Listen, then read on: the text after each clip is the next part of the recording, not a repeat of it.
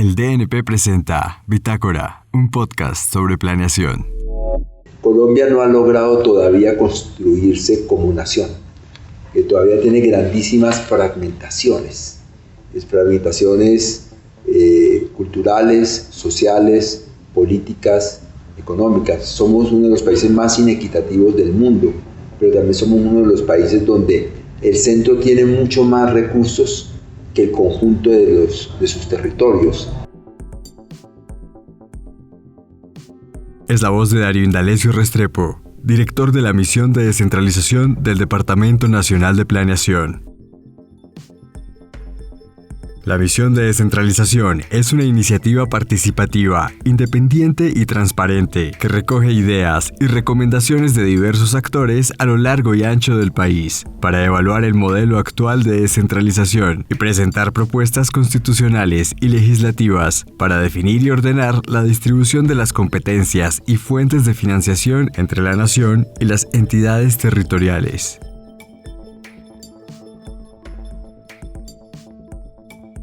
Una de las hipótesis que Darío plantea es la relación histórica entre la centralización y los principales problemas del país.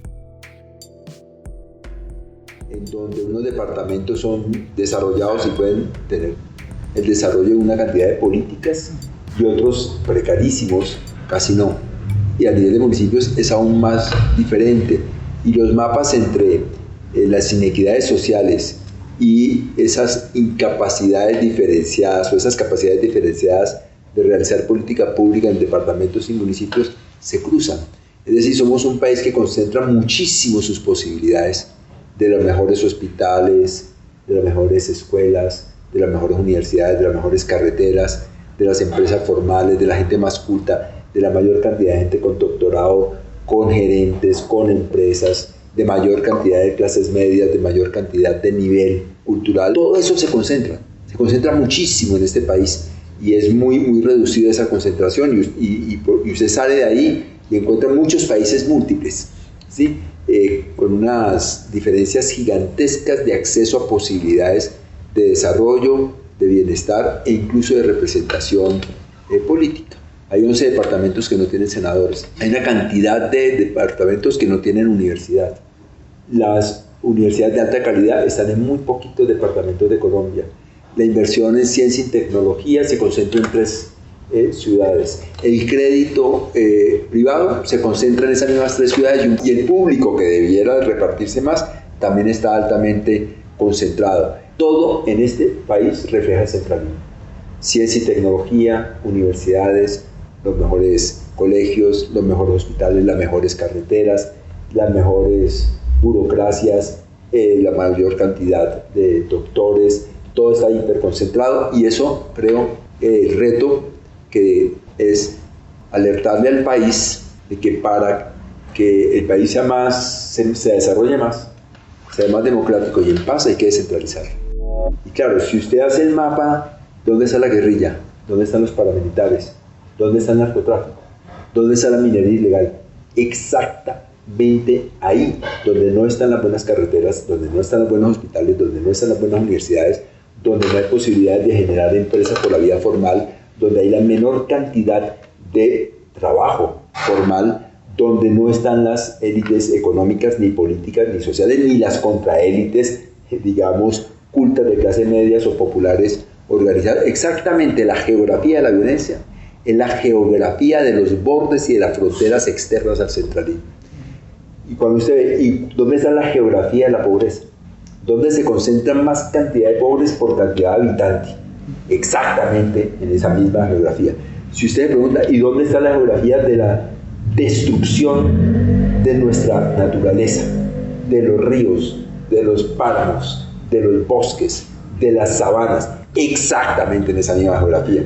Quiere decir que nuestro centralismo no es que viva a espaldas del resto del país, sino que succiona los recursos del resto del país y lo mantiene en una relación patológica, que creemos que eso que está por allá no nos incumbe, pero eso que está por allá, que no logramos integrar de manera decente al modelo de desarrollo, al modelo de representación política y a las políticas de bienestar, se vuelve guerra continua, se vuelve destrucción de la naturaleza, se vuelve desplazamiento forzado y se vuelve la incapacidad de integrar porque no reconocemos como iguales, la verdad sea dicha, ni a la población indígena ni a los afro, sino tenemos un racismo estructuralmente organizado, tenemos una pobreza estructuralmente organizada, tenemos una precariedad del modelo de desarrollo estructuralmente contenida. Es un desperdicio de oportunidades de crecimiento, es un desperdicio de reconocimiento de nuestra diversidad cultural y social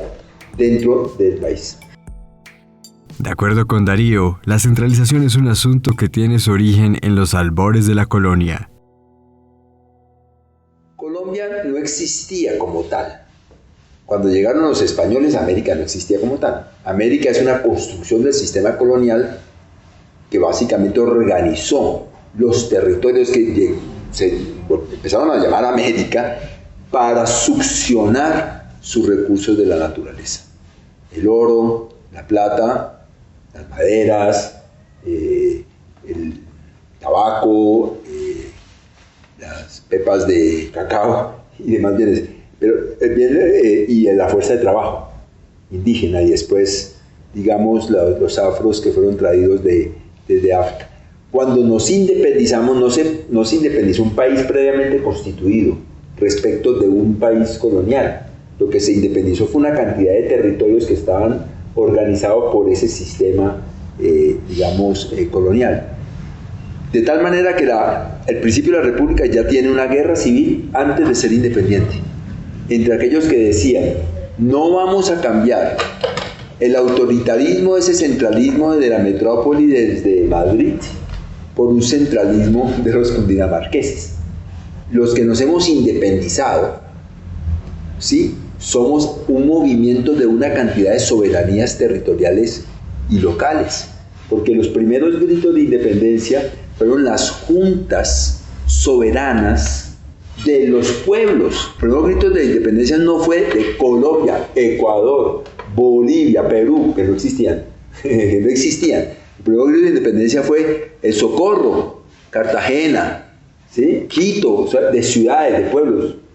Entonces ellos decían, nosotros no hemos hecho un movimiento de independencia desde las soberanías y desde las juntas soberanas de los pueblos y ciudades para ahorita someternos a un nuevo centralismo autoritario desde Cundinamarca. Versus otros que decían, todavía somos frágiles, todavía nos pueden recolonizar la potencia española o la portuguesa o la inglesa y están asomando los franceses o los alemanes y más tarde los americanos también. Entonces debemos ser países fuertes, centralizados, unificados. Tenemos que desmontar los ejércitos y las milicias territoriales y esa soberanía y esas autonomías para tener un poder centralizado fuerte en lo militar, en lo estratégico y en la representación al exterior. Quedamos devastados, necesitamos plata. ¿Quién le va a prestar plata a este reguero de soberanías locales? No, le van a prestar plata a un Estado fuerte que pueda respaldar, digamos, esos créditos.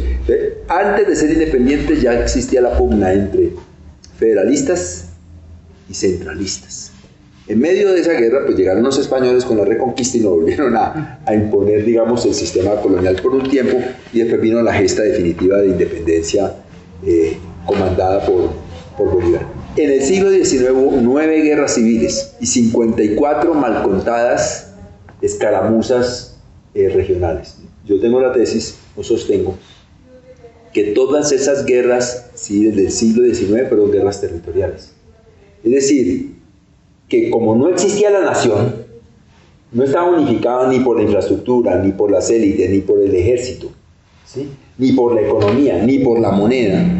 Había muchas monedas, hubo muchas monedas, y que les imprimían los bancos privados, ¿sí?, en la segunda mitad del siglo XIX. Y los ejércitos de los diferentes estados federados eran más voluminosos y más fuertes que el ejército nacional. O sea, aquí no había país, no había estado, ni el ejército, ni la moneda, ni las élites, ni la economía, ni la infraestructura, sino unas particiones con unos pactos de seguir llamándose Colón Vital. Entonces, todas las guerras, que fueron muchas, 9 al menos, de carácter nacional, fueron para mí guerras territoriales, que lo que hacían era ¿Quién es el que tiene la soberanía aquí para decir, estos son los impuestos, quién los paga y cómo se distribuye la plata? Esta es la política de educación, esta es la fija y cómo se financia eso. ¿Cuál es la relación entre el Estado y la religión? ¿Debe ser laico o debe ser religioso? ¿Cuál es el estatuto de las relaciones laborales o de trabajo? ¿Asalariado u otras formas, digamos, de relaciones no salariales, sino semisalariales, de arriendos, serviles, de yo le doy la tierra a cambio de que usted me dé parte de su trabajo o parte del producto, o esclavos? La política educativa, la política de esclavos o no esclavos, la política tributaria, la política comercial. ¿Nos abrimos al exterior y bajamos los aranceles o ponemos aranceles? Todo eso fueron conflictos territoriales. Los santandereanos, que tenían una incipiente industria, querían que pusieran unos aranceles a lo que entraba, pero los comerciantes que vivían de exportar materias primas e importar todo lo que podían vender en el mercado nacional, lo que querían es que no hubiera aranceles para que les resultara más barato importar y aumentar los negocios. Bueno, unos estaban en Antioquia, otros estaban en Santander. Entonces, finalmente todas nuestras guerras civiles fueron guerras territoriales y pasamos por la época federal hasta 1885. Los liberales fueron derrotados por lo que vendrían conservadores, una alianza entre liberales y conservadores, y crearon el Estado unitario de 1886 a 1986, perfectamente 100 años. ¿En qué consistió el centralismo? En expropiar las rentas de los anteriormente llamados estados, que se volvieron departamentos, expropiar sus principales empresas, subordinar la nominación de sus autoridades como siendo agentes de la presidencia de la República, conformar los poderes de la nación, del Congreso y tal. Esa reforma constitucional de 1886, pues desde Bogotá se dijo que era el representante de diferentes estados que eran ahora departamentos y no habían nacido ahí y no conocían esos sitios, ¿sí?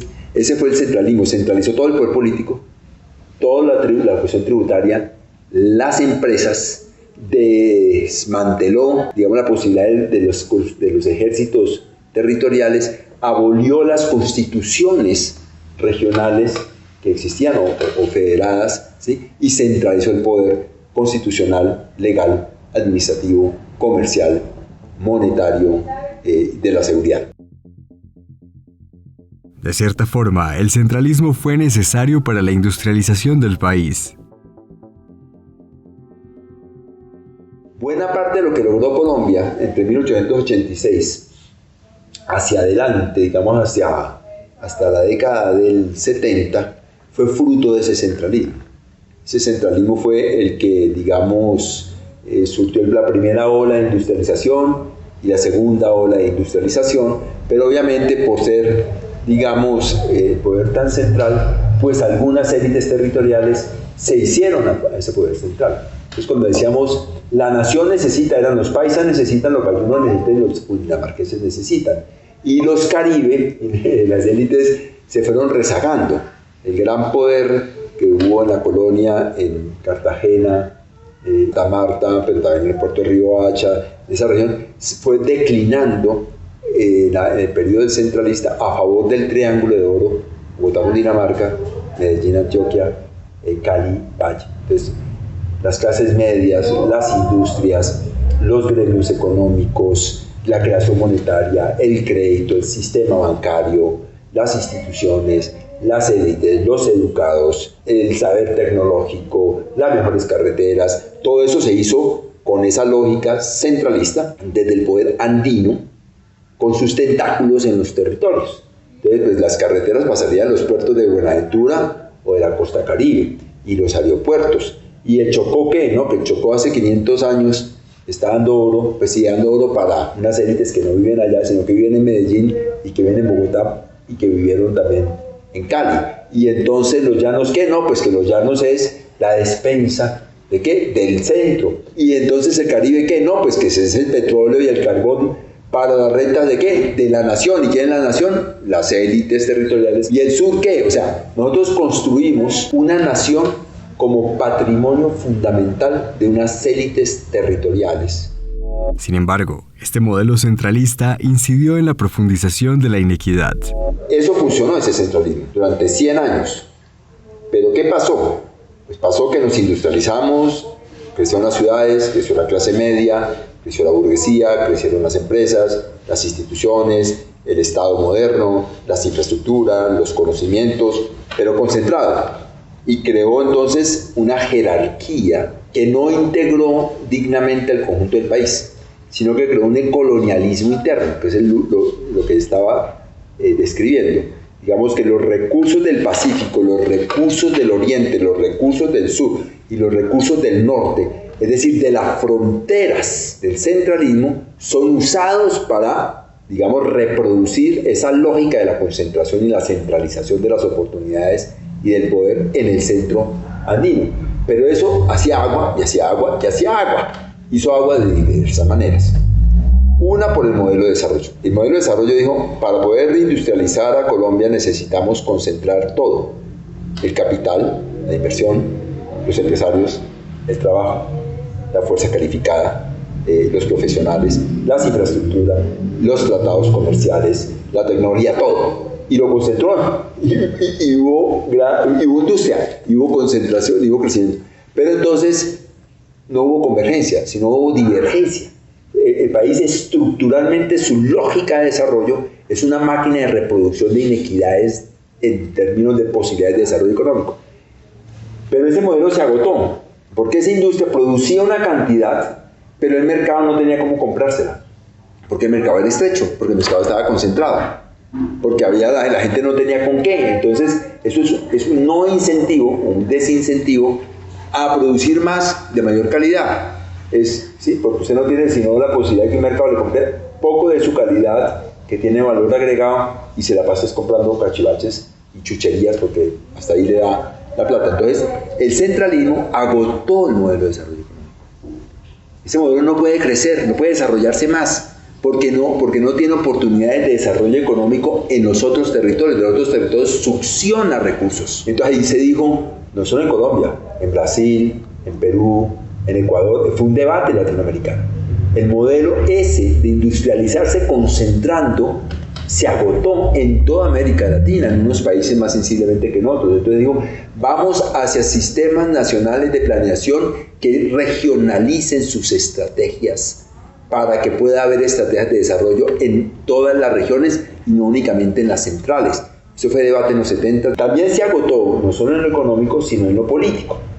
¿En lo político de qué manera? Pues que teníamos ese centralismo, era garantizado por el Partido Liberal y el Partido Conservador, y que venían gobernando el uno o el otro, el uno contra el otro o con el otro, hasta esos años 70 y 80, ¿sí? Las élites políticas territoriales dijeron, y nosotros que recogemos votos, cuando necesitamos algo tenemos que hacer todo el trámite, el alcalde con el gobernador con el senador con el ministro. Entonces sí, la partida para el puentecito, para la escuela, para el hospital, para la carretera, para este proyecto o este otro proyecto, y si alguien en el eslabón salía, se quebraba la relación. Entonces tuvimos, digamos, décadas documentando de interrupción de los proyectos de inversión pública porque la cadena de abajo arriba y de arriba abajo se rompía. Entonces hubo una gran insurgencia de las clases políticas regionales diciendo, nosotros recogemos votos, estamos cansados de reproducir mayorías nacionales y después andar mendicando hacia arriba, digamos, los recursos para el desarrollo de nuestra población, que nos exige cada vez más. La población se volvió más urbana, más profesional, con más necesidades, porque la aglomeración, más acueducto, más alcantarillado, más escuelas, más hospitales, más empleo, más empresas, más instituciones, más derechos. Entonces, esa clase política está muy presionada por la población y el sistema centralista la ahogaba. Entonces hubo una insurgencia de las provincias de la clase política contra el centralismo, que hoy se expresa, ¿no? Hoy en este reclamo de federalismo desde las gobernaciones y alcaldías de los pueblos pequeños e intermedios y no únicamente de las grandes, sigue reflejando ese malestar de esa clase política regional con un sistema centralista. Entonces llaman dos. Se agotó desde el punto de vista del desarrollo económico, llegó a su límite. Y se agotó desde el punto de vista del se agotó desde el punto de vista del control político y la representación política por la insurgencia misma de las clases políticas, de los propios partidos tradicionales. Y se agotó desde el punto de vista social. La década del 70 y del 80 en Colombia se conoce como la década de los paros cívicos, ¿sí? En donde el pueblo se tomaba la carretera, la plaza pública, el colegio. ¿Sí? El pueblo es el pueblo, no es la clase obrera, el campesinado, los estudiantes, sino todos. Las amas de casa, el paradero, el barrendero, el carnicero, el alcalde, el concejal, ¿sí? Y decían, queremos unas cosas. Eso no ocurre en Bogotá, no ocurre en Medellín, no ocurre en Cúcuta ni en Cali, sino exactamente fue un movimiento de pueblos, pueblerinos, le digo yo, pero parece que la palabra a algunos le parece que es despectiva, a mí no me parece. Yo muy orgullosamente digo que mis padres eran pueblerinos y yo me siento orgulloso por eso. Bueno, el movimiento fue de las periferias contra el centralismo, entonces hay un triple agotamiento económico, político y social, en un contexto de existencia de guerrillas. ¿Dónde están las guerrillas? Exactamente en esas periferias. Entonces, eso fue una bomba que coincidió en la década del 70. Agotamiento del modelo económico, del modelo político, del modelo social, con el peligro de las insurgencias, y entonces se pactó un gran pacto de descentralización. ¿En qué consistió este pacto? Agotado el modelo centralista como expresión del centralismo económico, político, social e institucional por las insurgencias de la clase política, la insurgencia social, la insurgencia armada y el agotamiento del modelo de crecimiento económico, entonces se combinó un pacto. Un pacto no necesariamente es que las personas racionalmente se sientan y escriben entre 3 o 4 o 10 o 25 un acuerdo, pero sí es una cantidad de escenarios de pronunciamiento que van coincidiendo en un pacto. El pacto consistió en elección popular de alcaldes y después de gobernadores, porque antes el presidente nombraba gobernadores que nombraban alcaldes. Dijo, elección popular de alcaldes y gobernadores, cada pueblo que escoja a sus mandatarios.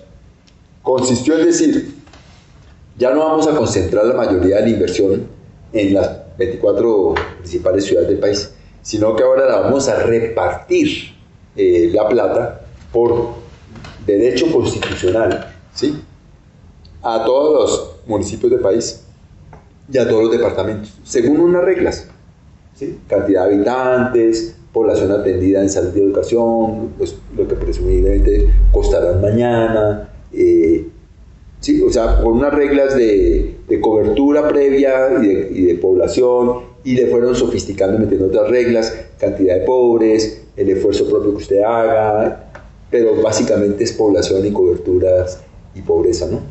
Entonces, descentralizar plata para que le llegue por una regla constitucionalmente amparada a todos los municipios y departamentos del país y no dependa del sistema político de que es amigo del ministro o no es amigo del ministro, como le ha pasado a otros países de América Latina, en donde, como no existe la regla, entonces hagan fila y pórtense bien con el presidente si quieren recibir recursos de transferencia. No, aquí se dijo esto es un pacto y constitucionalmente estará amparado. La tercer componente del pacto es ¿y qué es lo que vamos a descentralizar? Entonces se convino, después de negociaciones, de las cuales hablaré después, de que se iba a descentralizar fundamentalmente política social. Y habían como 16 o 17 temas de política social, iba a haber plata para eso, y los gobiernos locales iban a tener una posibilidad, digamos, discrecional de asignación de recursos dentro de esa bolsa. Entonces, un pacto para descentralizar el sistema político a través de elecciones, las finanzas públicas a través de las transferencias y la política social a través de la descentralización de la política social, lo que significaba crear muchísimas instituciones en el nivel local, fortalecerlas y crear mercados para contratar la ejecución de esa política, la recepción de esa plata y la ejecución de esa política. Por lo tanto, digamos, el pacto significaba un desarrollo institucional de mercados y de protagonismos y de actores sociales significativos. Uno de los principales logros de este pacto fue el pluripartidismo. Solo hasta la elección popular de alcaldes y después de gobernadores se abrió el sistema político colombiano, se volvió pluripartidista, era bipartidista. Eso es una transformación gigantesca. La elección popular de alcaldes y gobernadores abrió el sistema político colombiano, por abajo. Eso es un gran activo para los que apreciamos el pluralismo. ¿Sí? Un gran activo.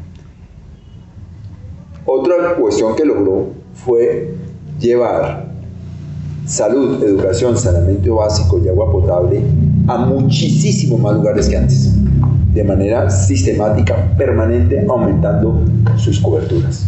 Las coberturas de educación, las coberturas de salud, las coberturas de acueducto, la cobertura de alcantarillado, las coberturas de saneamiento básico.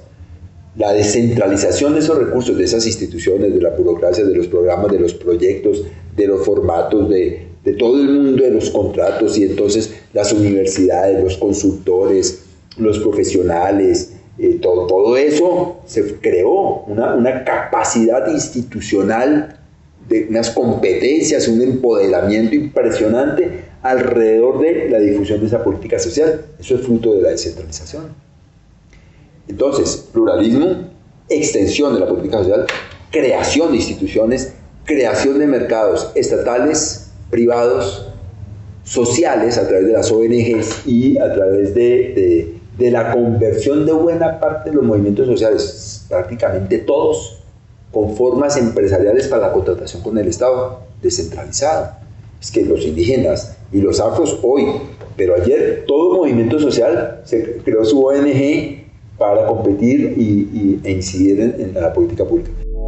Pero, ¿por qué persiste la inequidad a pesar de este primer pacto de descentralización? Y a pesar hoy de un proceso de 35 años de descentralización de política administrativa y fiscal, Colombia sigue siendo uno de los países más inequitativos del mundo. Sigue siendo uno de los países de mayores desigualdades entre los que más tienen y los que menos tienen. Entonces, ¿por qué? ¿Por qué si hemos descentralizado la política, la plata, el bienestar, las instituciones, los mercados? Porque tiene sus límites. Porque esa descentralización ha sido sobre todo hacia los centros urbanos más que hacia lo rural. Entonces, todavía hay unas grandísimas diferencias en calidad de vida, en ingresos, en crédito, en nivel educativo, en acceso a la salud, en lo que usted quiera, en carreteras, ¿sí? Entre el mundo rural y el mundo urbano, gigantescas. ¿Por qué además seguimos siendo tan desiguales? Porque a pesar de esa descentralización, la mayoría de la inversión pública y privada sigue estando altamente concentrada donde ya estaba concentrada. Entonces las diferencias con los otros que reciben lo que no recibían antes no solo se mantienen, sino que en muchos casos aumentan. Entonces seguimos siendo un país muy desigual porque la arquitectura de distribución de los recursos, primero, favorece el urbano sobre el rural, y segundo, favorece las concentraciones del poder económico y poblacional sobre, digamos, los pueblos intermedios y los pueblos pequeños. En tercer lugar, porque no logramos llegar a las fronteras. No logramos integrar ese país no integrado desde el comienzo de la República. No logramos reconocer e integrar de buena manera todavía ni al mundo indígena ni al mundo afro, que mal contados como ustedes quieran, es más de entre el 10 y el 15% de la población, más los 30% de los campesinos, y eso tiene el 45-50% de la población colombiana que no está plenamente integrada a la nación. Y si usted se va a las grandes ciudades, pues las grandes ciudades están todas fragmentadas. Usted no tiene una ciudad, usted tiene muchas. Entre el mundo de la ciudad, digamos, con más oportunidades de empleo formal, consumos, modas, ideas, formación, salud, hábitos, valores, movilidad, y un mundo de la ciudad que recibe población expulsadas de pueblos intermedios, pequeños y del campo, que van migrando por la falta de oportunidades hacia las ciudades y se hacen en lo que son sus periferias y construyen esa fragmentación tan impresionante de Bogotá, de Cúcuta, de Cartagena, de Cali, de Medellín, de donde usted vaya, ¿sí? Por el fracaso mismo de la integración de ese 50%. Entonces, esos que migran de los territorios no no incluidos. Hacia las ciudades, pues tenemos las grandes fragmentaciones culturales, sociales, políticas y económicas de las grandes ciudades. ¿Sí? Es así como surge la necesidad de un nuevo pacto de descentralización. Entonces llegamos al hoyo. Y el hoyo lo que propone es: hagamos un pacto a la imagen y semejanza del pacto de la década de los 70 y de los 80, que coronó con las reformas de 1986 y la Constitución de 1991. Y vamos hacia una segunda ola de descentralización, donde si logremos llegar a las fronteras, logremos llegar al campo, logremos reconocer e integrar más y mejor a los afros, más y mejor a los indígenas, y logremos, digamos, tener unas ciudades mucho más integradas y menos fragmentadas, cuyo problema no se resuelve en la ciudad, sino en la relación campo-ciudad. Entonces, una de las prioridades ahorita que nosotros decimos desde el plan de desarrollo y en la misión es: necesitamos una nueva geografía de intervención. Por ejemplo, el plan de ordenamiento territorial. ¿Cómo así que el plan de ordenamiento, cada municipio con el suyo y la ciudad diferente al del campo?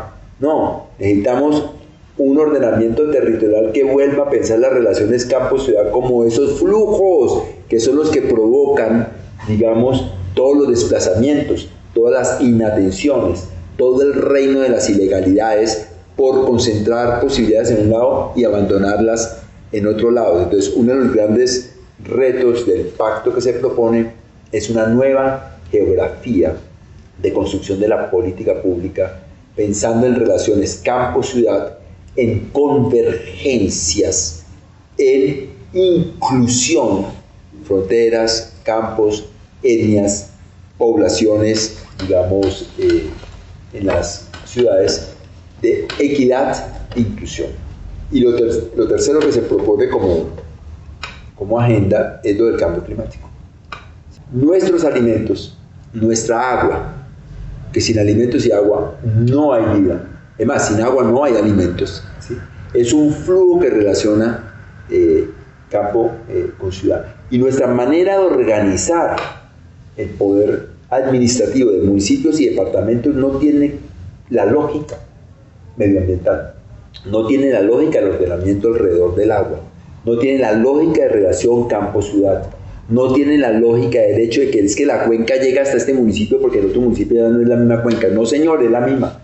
Entonces nosotros necesitamos una nueva geografía que integre el problema ambiental dentro de la lógica de las instituciones, de los proyectos y de los flujos campo-ciudad. Entonces estamos proponiendo una nueva ola de descentralización, un nuevo pacto hacia más inclusión, más equidad y ponernos de frente al ordenamiento territorial alrededor del agua.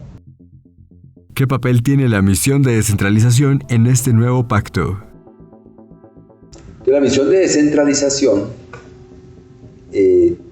tiene la posibilidad de hacer propuestas de reforma constitucional, legal y administrativa en 5 temas. Competencias entre municipios, departamentos, asociaciones, nación. Platas entre esos mismos. Arquitectura institucional, la capacidad de instituciones de hacer cosas y hacerlos bien. Gobierno abierto, participación, transparencia, gobierno en línea, lucha contra la corrupción y autonomía indígena. Eso es lo que dice el decreto de lo que debe hacer la misión, de propuestas constitucionales, legales y administrativas para esas 5 cosas. Nosotros entendemos que mínimo hay que hacer eso, pero hay que abrir un debate más grande, ¿sí? Que es el debate de pasar de una política sectorial a una política territorial, pasar de una política por estanco, municipio hace esto, municipio hace esto, municipio hace departamento, a una política que piense campo, ciudad y territorios, para asignar recursos a eso, proyectos a eso, programas a eso, dinámicas hacia eso. O sea, de lo sectorial a lo territorial y de política social, salud, educación, saneamiento, a oportunidades de desarrollo económico, crecimiento y bienestar para todos los territorios de la nación y no únicamente para los que vivimos en las clases medias y altas del centralismo. Y finalmente, ¿qué determinaría el éxito de la misión de descentralización? La condición fundamental para que la misión sea exitosa es que haya pacto. Porque si esto es una misión técnica, académica, de un grupo de expertos bien pensantes, estudiosos, ¿sí?, que hacen unas excelentes propuestas, no pasa casi nada.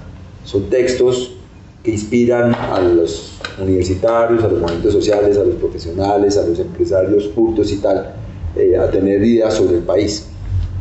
Esto, para ser exitoso, tiene que ser un pacto, es decir, la Federación de Municipios, la Federación de Departamentos, la Asociación de Ciudades Capitales, la Asociación de Ciudades Intermedias, los 4 gremios territoriales tienen que hacer parte de las propuestas, debatirlas con Planeación Nacional, con la Dirección Técnica, la Secretaría Técnica de la Misión, qué vamos a hacer en términos de competencias, en platas, en relaciones intergubernamentales, cómo vamos a lograr más equidad, cómo más inclusión, cómo cambio climático, cómo gobierno abierto. Esto será exitoso si existe ese pacto con los gremios territoriales.